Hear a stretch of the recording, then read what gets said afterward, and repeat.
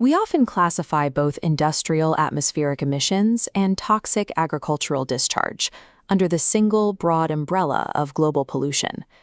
It is tempting to view this as a simple arithmetic problem, like filling a bucket, where toxic substances accumulate in an environment until they reach a volume large enough to kill an organism.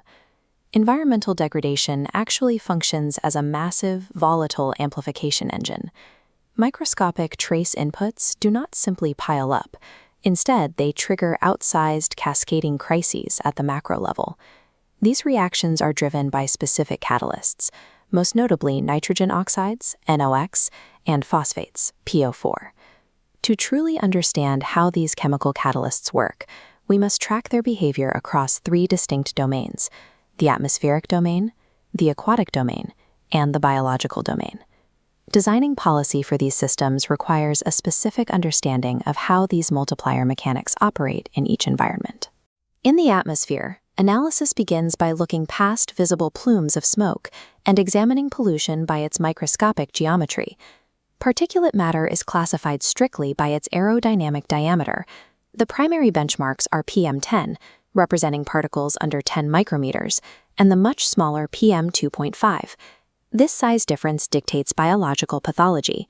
PM10 particles generally lodge in the nasal passages, while PM2.5 can penetrate deeply into the pulmonary system. Chemical behavior also varies. Classical smog typically mixes smoke and sulfur dioxide in cool climates. Photochemical smog, however, is a product of a specific chemical reaction occurring in warm, sunny environments. This chemical equation flowchart details the first step of that reaction, photolysis. Nitrogen dioxide reacts directly with incoming UV radiation from the sun. The energy from the UV light splits the molecule, releasing nitric oxide and a single, highly reactive atom of oxygen. That loose atomic oxygen bonds with regular atmospheric oxygen to form ground-level ozone, or O3. These newly formed oxidants then react with volatile organic compounds, VOCs, to produce peroxyacetyl nitrate, also known as PAN. This molecular recombination is what defines the air quality in densely populated, highly polluted urban centers. This real-world monitoring data from a major metropolis shows the result. On this screen, the PM2.5 and PM10 metrics have reached hazardous levels, showing the culmination of those photochemical reactions. The atmosphere acts as a reactor, manufacturing highly toxic secondary pollutants from relatively benign trace emissions. In aquatic environments, the catalyst is not UV light, but nutrient loading from agricultural runoff. Natural eutrophication is a standard process occurring over centuries, as a lake gradually fills with sediment and ages. This timeline compares that natural progression against cultural eutrophication, where excess nutrient inputs compress centuries of ecological change into mere decades. The immediate result is the growth of harmful algal blooms, such as cyanobacteria, which form a dense layer across the water's surface. This layer blocks sunlight, killing the plants below. As that plant matter decomposes, it triggers a massive spike in biological oxygen demand, or BOD. To maintain a healthy river system, the Central Pollution Control Board sets a BOD limit of less than 3 milligrams per liter. When VOD exceeds this limit, the decomposition process strips the water of its dissolved oxygen, leading to hypoxia. Nutrients do not poison aquatic life directly. Instead, they alter the biological oxygen economy until the ecosystem can no longer support life, creating dead zones. In the biosphere, the food chain itself becomes a delivery system for environmental contaminants. Whether an organism absorbs a chemical depends on its properties, specifically whether it is hydrophilic and water-soluble or hydrophobic and fat-soluble.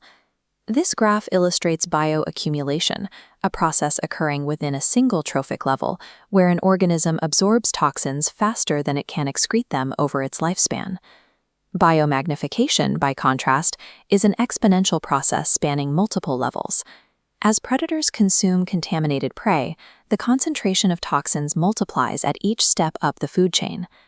This process is driven by persistent substances that do not easily break down, including PCBs, DDT, and heavy metals.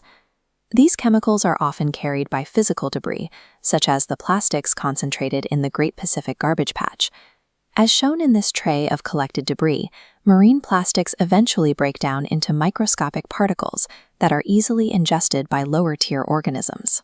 These degrading microplastics act as vectors, absorbing hydrophobic compounds from the water and delivering them directly to plankton and secondary consumers. Biological pollution weaponizes the ecosystem's natural energy transfer, ensuring that apex predators, including humans, become the ultimate sinks for these concentrated toxins. Managing these invisible, amplifying threats requires specific measurement and grading by government agencies. Because pollution amplifies through different environmental pathways, effective mitigation requires targeted regulatory frameworks rather than general prohibitions.